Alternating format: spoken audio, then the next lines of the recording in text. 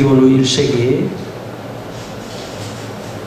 유대인의 역사가 요세푸스는 로마와 유대인들의 전쟁을 다룬 유대 전쟁사라고 하는 유명한 책을 썼습니다. 로마 군대가 유대를 침공해서 갈릴리를 제일 먼저 점령했을 때 갈릴리의 전쟁을 요세푸스는 이렇게 기록해 두었습니다. 유대인들은 로마군의 돌진을 막기 위해 진입로에 갓 삶은 뜨거운 호로파 콩을 뿌려 로마의 병사들이 미끄러져 넘어지게 했다. 이 전술 때문에 로마군은 몸을 가누지 못해 앞으로 나아가지도 뒤로 물러서지도 못한 채 성벽 사다리 아래로 떨어져 여러 사람의 발에 짓밟히거나 방벽 위로 추락해 유대인들이 던진 창에 찔려 죽었다. 포위된 유대인들은 여전히 저항을 멈추지 않았다. 유대인들은 로마군에 대항하기 위해서 오직 목숨을 내걸고 싸울 뿐이었다. 로마와 유대는 8년 동안 전쟁을 합니다. 이때 유대인들은 저항을 멈추지 않고 끝까지 싸웠습니다. 물론 군대력이 막강했던 로마가 유대인들을 다 물리치고 승리를 하기는 했습니다만 유대인들은 8년 동안 치열한 저항을 하면서 싸웠습니다. 로마가 바로 이 유대 전쟁 전에 갈리아라고 하는 지금의 프랑스에 해당합니다. 그리고 게르만, 지금의 독일에 해당하는 유럽이죠. 거기를 점령하러 갔을 때는 그 갈리아나 게르만, 유럽의 사람들은 로마군이 온다는 그런 소식만 듣고도 도망을 가고 저항할 어떤 그런 의지를 보이지 않았습니다. 그리고 로마군이 그냥 성으로 들어올 수 있도록 문을 열고 환영하고 저항하지 않고 그냥 모두가 다 항복을 하는 것에 비해서 유대인들은 끝까지 저항을 했습니다. 마지막 한 사람이 남을 때까지. 그래서 역사에 보면 마지막 유대인들이 마사다라고 하는 성에 올라가 정말 마지막까지 저항을 하다가 죽었습니다. 그래서 유대 청소년들이 마사다에 데리고 가서 항상 우리는 이렇게 저항을 했다고 지금도 가르치고 있는 상황입니다. 여러분, 이 저항의 정신은 그때는 유대인들이 다 패했지만 이 저항의 정신은 살아남은 후대의 사람들에게 계속 계승되었습니다. 전달되었습니다. 그리고 이 무너지지 않을 것만 같은 이 로마가 결국은 무너지고 역사 속에 사라졌습니다. 그러나 그 저항 정신을 계승했던 유대인들은 다시 나라를 재건하는 그런 역사를 이루었던 것입니다. 저항은 그때만이 아니라 그 다음 세대에게 정신적으로 영향을 주기 때문에 불의한 권력 앞에서도 저항하는 것이 결국은 승리하는 것입니다. 에스라 4장 23절에 이런 말씀이 있습니다. 아닥사스다 왕의 조서 초본이 르훔과 서기관 심세와 그의 동료 앞에서 낭독되매 그들이 예루살렘으로 급히 가서 유다 사람들을 보고 권력으로 억제하여 그 공사를 그치게 하니, 이런 말씀이 있습니다. 한마디로 말한다면 권력을 가지고 성전을 못 짓게 했습니다. 이때 수룹바벨과 예수아라고 하는 사람이 일어나서 이것을 저항하고 2년 동안 싸워서 결국은 성전을 건축하는 그런 이야기가 에스라서에 나옵니다. 여러분, 불의한 권력 앞에 그게 어떤 권력이든지 간에 불의한 권력 앞에 저항해야 합니다. 그리고 그런 저항의 정신이 결국은 나 개인의 문제가 아니라 내 후손에게도 계승되기 때문에 저항한 그런 삶을 우리가 살아야 합니다. 오늘 본문 누가복음 22장은 세 사람에 대한 이야기가 나옵니다. 오늘 우리가 시간이 없기 때문에 그냥 4절, 57절, 70절 이렇게만 읽었지만 누가복음 22장은 세 사람을 비교해서 이야기하고 있습니다. 한 사람은 가룟 유다, 한 사람은 베드로, 또 한 사람은 예수님입니다. 이 세 사람을 비교해서 지금 성경이 기록되어 있습니다. 이 세 사람은 불의한 권력 앞에서 어떻게 행동하는지를 보여주고 있습니다. 당시에는 로마가 이제 이스라엘을 다 점령한 상태였기 때문에 로마의 권력은 대단했습니다. 로마의 권력에 반항하는 사람, 저항하는 사람은 가장 참혹한 십자가에다가 달아서 죽였습니다. 그렇기 때문에 로마의 그 권력이라고 하는 그 권력 앞에서 사람들이 어떻게 행동하는지를 오늘 누가복음 22장이 말씀합니다. 또한 여기에 더해서 유대 종교 지도자들이 로마와 결탁해서 어떤 기득권을 가지고 유대 종교 지도자들이 또 권력을 갖고 있었습니다. 그러니까 정치적 권력, 군사적 권력, 또 그 다음에 종교적 권력, 이것이 두 개가 뭉쳐서 여기에서 이제 이 세 사람이 어떻게 행동하는지를 우리가 한번 볼 필요가 있습니다. 첫째, 오늘 본문 4절입니다. 우리 한번 읽으셨지만 4절 말씀 다시 한번 읽겠습니다. 같이 읽겠습니다. 이에 유다가 대제사장들과 성전 경비대장들에게 가서 예수를 넘겨줄 방도를 의논하네. 예, 여기 대제사장들은 유대의 종교 지도자들이죠. 권력을 갖고 있는 사람들입니다. 종교적 권력도 대단합니다. 그리고 옆에 보면은 성전 경비대장, 이거 로마 군인이죠. 예. 그래서 이 사람들에게 가룟 유다가 찾아가서 예수를 넘겨줄 방도를 의논합니다. 여러분, 가룟 유다는 학자들의 연구에 의하면 아마도 예수님의 제자 중에 제일 많이 배운 사람이었을 것이다. 이 가룟이라는 게 시카리온, 이 칼을 갖고 있는 사람이었을 것이다. 이렇게 추정합니다. 그 말은 뭐냐면 칼을 갖고 있었던 사람은 젤로 땅입니다. 젤로 땅. 젤로 땅은 유대인 가운데서도 무장 투쟁을 하는 그런 사람입니다.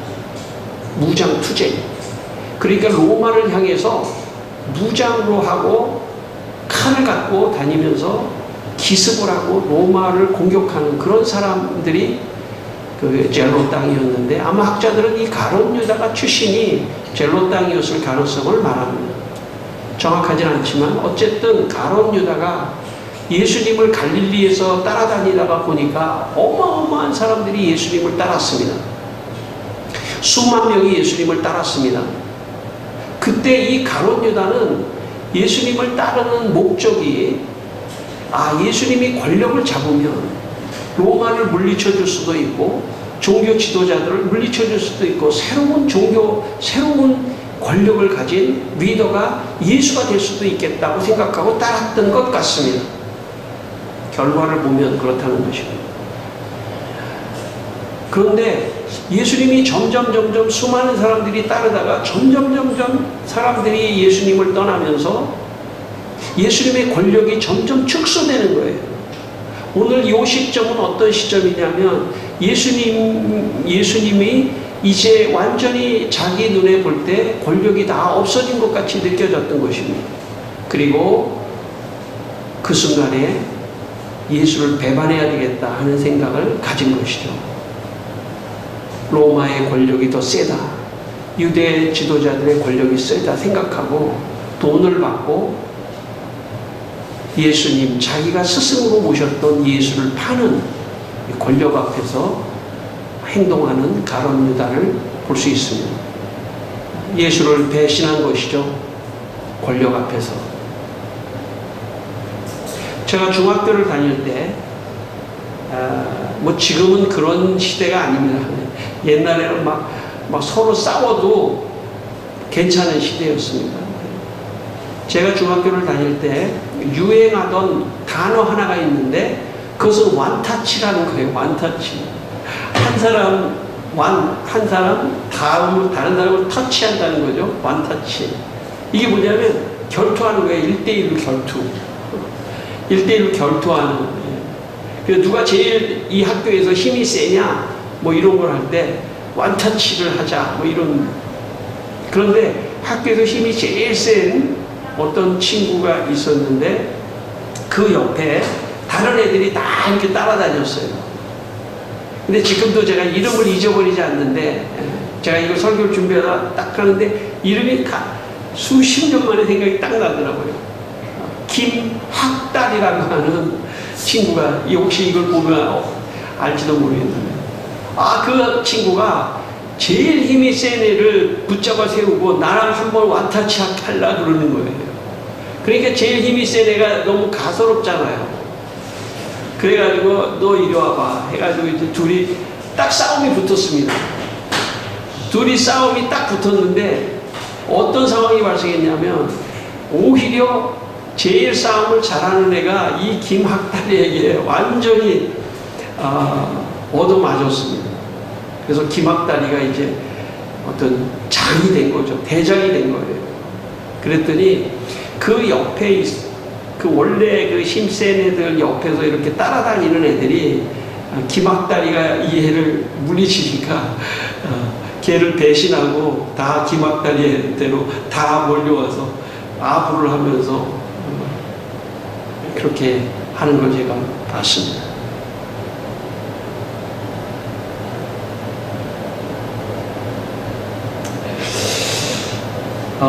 여러분, 우리가 세상을 살면서 가룟 유다와 같은 사람이 돼서는 안 됩니다.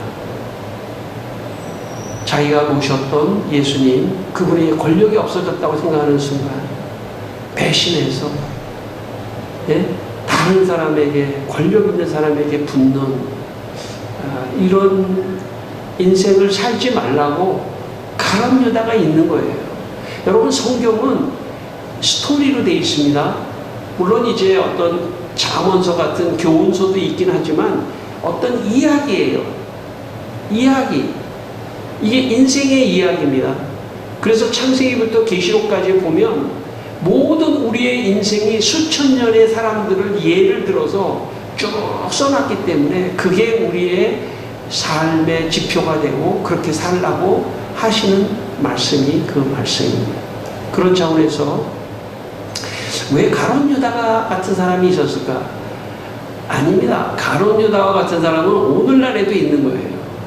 옛날에만 있는 게 아니고 오늘날에도 있는 것입니다. 오늘날에도 그게 어떤 것이든, 그게 정치적 권력이든 종교적 권력이든 그게 어떤 권력이든 불의한 권력 앞에서 우리는 늘 서 있습니다. 가룟 유다와 같은 길을 가서는 안 됩니다. 가룟 유다와 같이 스승을 배반하고 하는 그런 인생이 가장 초라한 인생이에요. 여러분, 가룟 유다는 어떻게 되는지 아십니까? 그 이후에 자기가 돈을 받고 예수를 팔고 그쪽에 붙으려고 그랬어요. 그 권력에 붙으려고 그랬는데 거기서 그 사람들이 그렇게 끼워주질 않는 거예요. 배신자 아니야 너? 그럼 너 또 여기 와서 또 배신할 거 아니야? 하는 그런 쪽으로 가룟 유다를 환영하지 않았습니다. 가룟 유다는 너무 후회스러웠습니다. 그리고 가룟 유다는 자기가 목을 메어 자살을 했습니다. 이것이 배신한 사람들의 어떤 심리입니다. 겉으로는 괜찮은 것 같지만 내면으로는 그 정죄감에 시달리고 후회하다가 결국은 그런 자살을 하는, 이게 가룟 유다의 최후입니다. 이것을 성경은 우리에게 보여주고 있습니다. 여러분, 우리 모두가 다 어떤 권력 앞에서도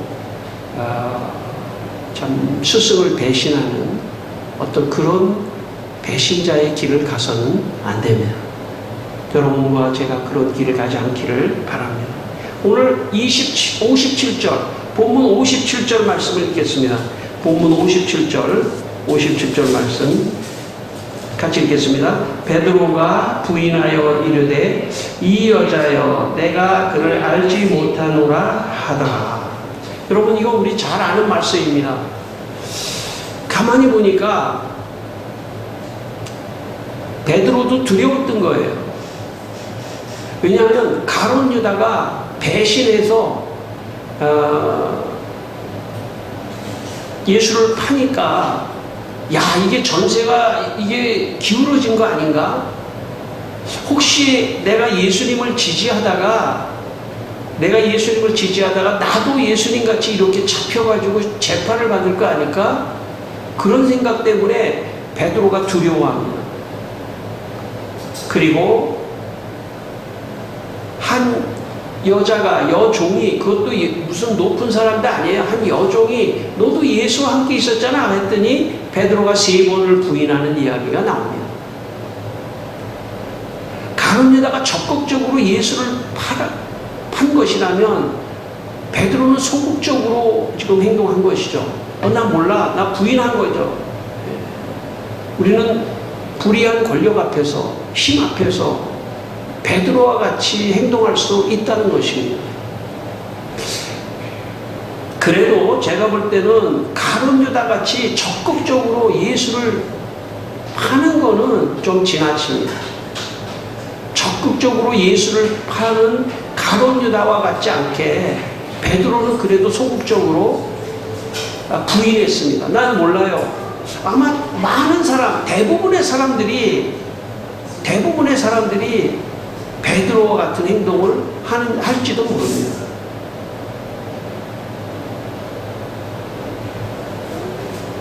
그런데 베드로가 부인하고 보니까 자기가 이게 후회스러워서 밖에 나가 통곡을 하고, 그리고 베드로는 나중에 성령을 받고 베드로는 예수를 증거하고 예수만이 구원이다 공회 앞에서 그렇게 말을 하면서 베드로는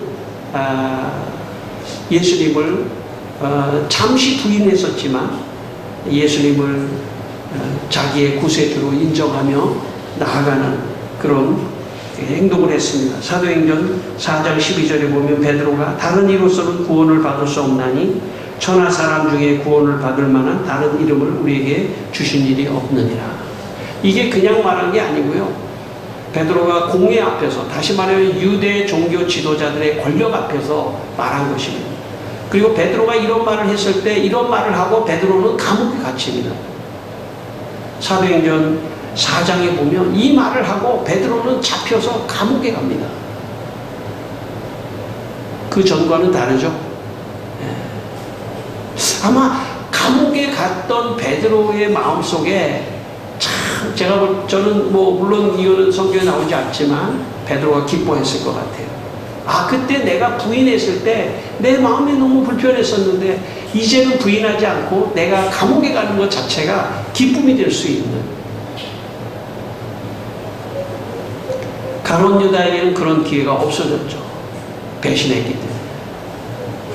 부인을 했더라도 회개하고 성령 받으면 예수님을 다시 시인하게 되면 변화될 수 있는 가능성이 있는 것입니다. 어쩌면 우리 모든 사람들은 거의 그 라인에 있을지도 몰라요. 저부터 시작해서 우리 모두가 다 베드로와 같이 연약한 사람들입니다. 어떤 불의한 권력 앞에서 저항을 하기보다는 참 나 살기 위해서 그렇게 할 수도 있지만, 그러나 거기서 멈추지 말고 성령을 받고 은혜를 받고 예수님을 더 인정하고 시인하고 나아갈 수 있어야 될 것입니다. 여러분, 저는 우리가 같이 이렇게 살아가는데 옆 사람들한테 나 예수 믿어, 나 교회 다녀 하는 말을 못하는 것도 어쩌면 베드로 같은 입장일지도 몰라요. 저는 여러분과 제가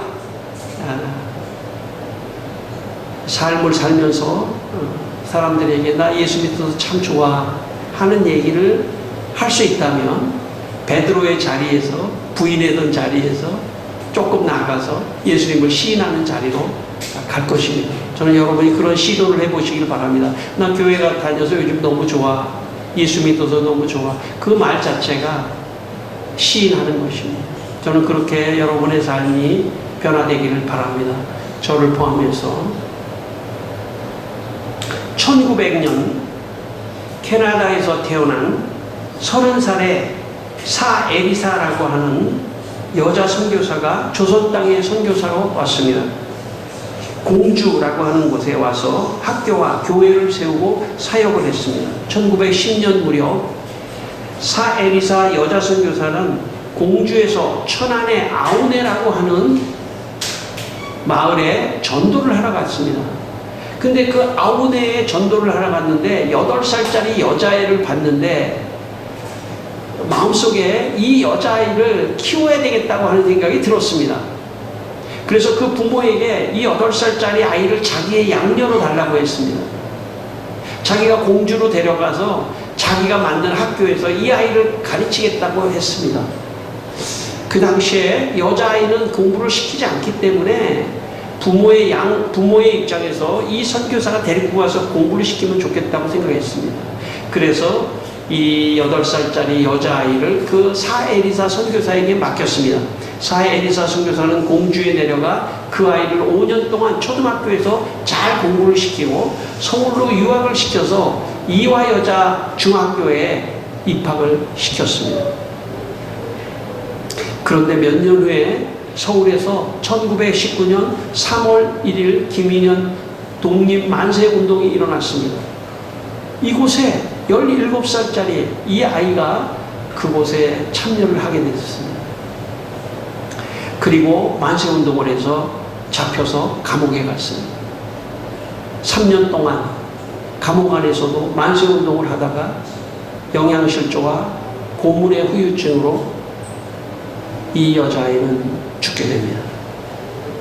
그 여자아이가 누구냐면 유관순이라는 아이입니다. 유관순. 3.1 독립만세의 상징으로 보이는 유관순. 그 한 소녀는 저항을 하다가 불의한 세력 앞에, 불의한 권력 앞에 저항하다가 참 힘없이 쓰러져 갔지만 세계는 그 유관순에 대해서 관심을 하고 세계는 놀래고 상해의 임시정부가 생기는 계기를 마련해 주었습니다. 그 여자아이의 저항이 우리 모든 국민들의 마음속에 저항해야 한다, 독립을 위하여 저항해야 한다 하는 마음을 심어줬고 결국은 그렇게 국민들이 바라고 저항하고 독립운동을 하고 그렇게 해서 그 위기에서 벗어났던 것입니다. 여러분, 저항의 정신은 계승되는 것입니다.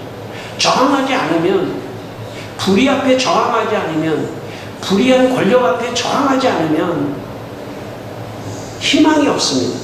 저항해야 됩니다. 혹시 감옥에 가더라도 저항해야 합니다. 유관순 같이.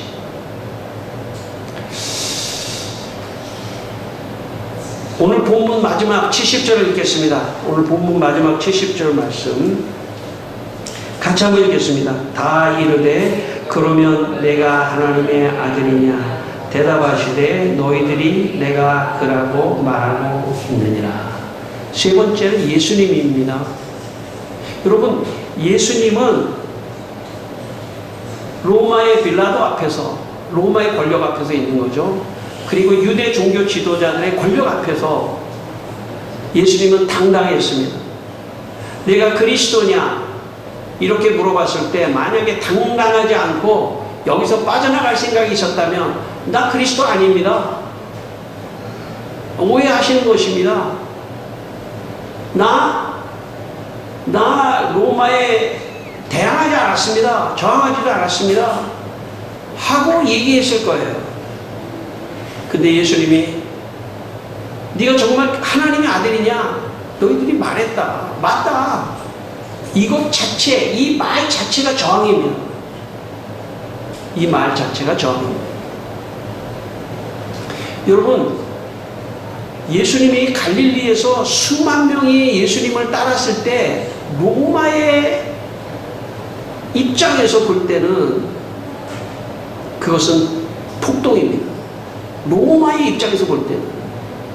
그리고 예수님도 이미 예수님의 시대 이전에 로마가 유대를 다 점령하고 있었기 때문에 이런 행동을 하면 사람들을 모아서 뭔가를, 그게 하나님의 진리의 말씀이든 하나님의 어떤 말씀이든 뭐 상관없이 사람들을 모은다는 것만으로도 로마의 관점에서 볼 때는 반란이며 저항입니다. 그래서 예수님만 십자가에 달리신 게 아닙니다. 그 이전에도 수많은 사람들이 반란을 하고 저항을 하면 다른 사람들이 볼 때 처참하게 죽여야만이 더 이상 반란이나 저항을 하지 않을 거라고 생각해서 십자가에 다 달려 죽게 했던 것입니다. 그러니까 예수님이 갈릴리에 나타나셔서 공생애를 시작하는 순간, 사람들이 몰려드는 순간 예수님을 직감했을지도 몰라요. 아, 십자가로 나는 죽겠구나. 그것이 저항입니다. 십자가 자체가 저항입니다. 여러분, 우리가 그냥 큰 스펙트럼에서 보지 않고 그냥 예수님 십자가에 돌아가셨다 하는 어떤 영적인 해석만 하면은 그것도 가능한 얘기죠. 우리의 죄를 위하여 예수님 피 흘리시고 십자가 돌아가셨다는 것도 있지만, 조금 더 상황적인 스펙트럼으로 본다면 예수님이 사람들을 모은 것 자체가 저항입니다. 로마의 입장에서는. 여러분 혹시 기억하시겠지만 예수님이 십자가를 질 때 양쪽에 강도 두 사람이 십자가를 졌습니다. 우리가 이 번역이 조금 어떤 복음서에는 강도라고 하고 어떤 복음서에는 그런 얘기가 없는데, 강도 그러면 우리가 보통 상식적으로 어떤 사람을 뭐 돈 훔치거나 뭐 이런 사람을 강도라고 인식하는데, 이 양쪽에 있는 사람들은 학자들의 연구에 의하면 아마 젤로 땅이었을 것이다. 아까 말씀드렸죠. 젤로 땅들은 어떻게 합니까? 무기를 가지고 저항하는, 로마의 폭력적인 저항운동을 했던 사람들이에요. 그러니까 예수님의 양쪽에 십자가에 달린 사람들은 그런 사람이었다면, 예수님은 어떤 분이냐면 비폭력 저항운동을 하신 분입니다. 여러분, 요한복음에도 그렇고 예수님께서 강조하는 두 개의 단어가 있는데, 그것은 뭐냐면 평화와 자유라는 단어입니다. 여러분, 그 단어를 그냥 예수님이 말씀하셨다고만 생각하면 안 됩니다. 로마가 슬로건으로 건 것이 있는데 그것은 평화와 자유입니다. 팍스 로마나, 로마의 평화, 권력 앞에서의 평화. 로마의 불의한 권력이지만 그 앞에서 너희들은 다 평화를 누릴 수 있도록 내가 너희들을 통제할 거야. 이게 로마의 평화입니다. 거기에는 자유가 없습니다. 그 가짜 자유, 가짜 평화에 대해서 예수님이 내가 너희에게 주는 평화는 세상이 주는 것과 다르다. 예수님의 진정한 평안, 자유, 진리가 너희를 자유케 할 것이다. 그러므로 예수님이 그 말씀을 증거하러 다닐 때 예수님을 따라다니는 사람들은 좋았지만 로마의 관점에서 보면 저항이고 반란입니다. 로마의 평화, 로마의 자유를 지금 반대하는 것입니다. 그렇기 때문에 예수님은 십자가에 달릴 수밖에 없는 상황이 앞으로 미래에 전개된 것입니다. 그것 자체가 저항입니다. 그것 자체가 저항입니다. 여러분, 신앙인들은 이 세상에 대해서 사실 저항하고 있는 사람들입니다. 세상에서 먹고 놀고 세상 야 그거 뭐 따질 거 뭐가 있어? 그런 불이한 거 뭐 따질 거 뭐가 있어? 나 먹고 살면 되는 거 아니야? 너 그게 정의롭지 못하다면 틀린 것입니다라고 지적하는 사람들이 그리스도인들입니다. 그래서 그리스도인들이 없는 사회는 엉망진창입니다. 정의도 없고 불의가 판을 치며, 그래서 하나님 말씀이 있어야 되는 것입니다. 하나님의 말씀을 증거한다는 것 자체가 이미 저항입니다. 이 세상의 악한 세력과를 향한 저항입니다. 왜냐하면 하나님은 진리를 말씀하시기 때문에, 예수님은 진리를 따라 십자가의 길을 가신 것입니다. 하나님의 말씀을 증거하다가 보니까 결국은 로마의 관점에서 볼 때는 죄를 죽여야 돼. 왜? 우리의 권력 앞에 저항하고 있기 때문에. 그러나 여러분, 예수님의 저항은 또 다른 저항을 낳고 또 다른 저항을 낳고 결국은 로마는 무너졌습니다. 복음 앞에서. 그러므로 이 세상의 사탄과 악한 세력과 불의한 권력을 가진 사람들이 아무리 하나님의 이 진리의 말씀, 이 복음을 무너뜨리려고 해도 무너질 수가 없습니다. 왜냐하면 그리스도인들은 몸을 바쳐 저항했기 때문입니다. 15세기 체코에 얀 후스라고 하는 사람이 있는데, 로마 가톨릭 교리가 잘못된 불의한 권력을 가지고 사람들을 통제하고 자유를 억압하고 심지어 이사하고 결혼하는 것까지 참견하는 그런 잘못된 자유 앞에, 종교적 교리적 권력 앞에 얀 후스는 저항했습니다. 로마는 그 얀 후스를 잡아서 화형을 시킵니다. 근데 이 화형을 시키러 갈 때의 장면을 역사가들이 기록해 놨습니다. 이렇게 기록했습니다. 얀 후스가 사형 집행 장소에 이르자 무릎을 꿇고 시편을 노래하며 하늘을 바라보며 기도했습니다. 오 주님, 당신의 손에 저를 의탁하나이다. 내 영혼을 의탁하나이다. 당신은 저를 구원해 주셨습니다. 오 가장 선하시고 신실하신 하나님이시여. 장작단에 불이 붙자마자 얀 후스는 아주 힘찬 목소리로 찬송을 불렀습니다. 마지막 그가 목숨이 끊어지는 순간까지 그는 찬송을 불렀습니다. 얀 후스가 로마의 종교적 권력 앞에서 저항한 후 수많은 사람들이 얀 후스를 따랐고, 그거의 결정판이 100년 후가 지나 마틴 루터와 종교개혁이 일어났던 것입니다. 그래서 결국은 로마의 불의한 권력 앞에서 종교적 해방을 받아서 오늘 우리는 자유롭게 통제하지 않고, 그래서 제가 우리 교회 많이 통제하지 않잖아요. 가톨릭은 통제하거든요. 목사가 통제하면 안 됩니다. 교회 통제하면 안 됩니다. 양심의 자유를 지켜주고 자유롭게 신앙생활을 할 수 있도록 하고, 종교개혁의 정신을 가지고 나아야 저항하는 것도 종교개혁의 정신인 것입니다. 마지막, 제가 군대 생활할 때 한번 말씀드렸던 것 같은데, 일요일날 교회도 가고 자유시간입니다. 뭐 잠자기도 하고 매점에 가서 맛있는 것도 먹고 하는 시간인데, 어느 날 선임하사가 우리를 다 소대원들을 연병장에 모아놨습니다. 강단 위에 서서 말했습니다. 오늘 작업을 할 거니까 삽을 들어라 그러더라고요. 그래서 제가 아마 중간쯤, 뭐 쫄병도 아니고 아마 고참 다니는 중간쯤 됐을 거예요. 제가 선임하사님, 오늘 일요일인데 저 교회도 가게 해주시고 좀 자유시간인데 보장해 주십시오 했더니 선임하사 화가 확 났어요. 단상에서 뛰어 내려오더니 옥합발로 제 가슴을 팍 찼습니다. 제가 뒤로 넘어졌습니다. 난 설마 그럴 줄은 몰랐습니다. 그런데 그런 시대였습니다. 그 다음에 선임하사는 일요일날 우리에게 일을 시키지 않았습니다. 저항해야 돼요. 저항하지 않으면 권리를 찾지도 못하고 아무것도 없습니다. 저항의 정신, 저는 예수님이 보여주셨다고 생각합니다. 십자가 자체가 저항입니다. 그 저항을 하되 폭력적 저항이 아니라 자기가 희생하는 십자가에서 그냥 죽는 저항입니다. 그러나 그것이 진리이고 진실이기 때문에 그 다음 세대에게 또 그 다음 세대에게 이어지며 진정한 평화와 자유를 찾는 데까지 가는 힘이 거기에 있는 것입니다.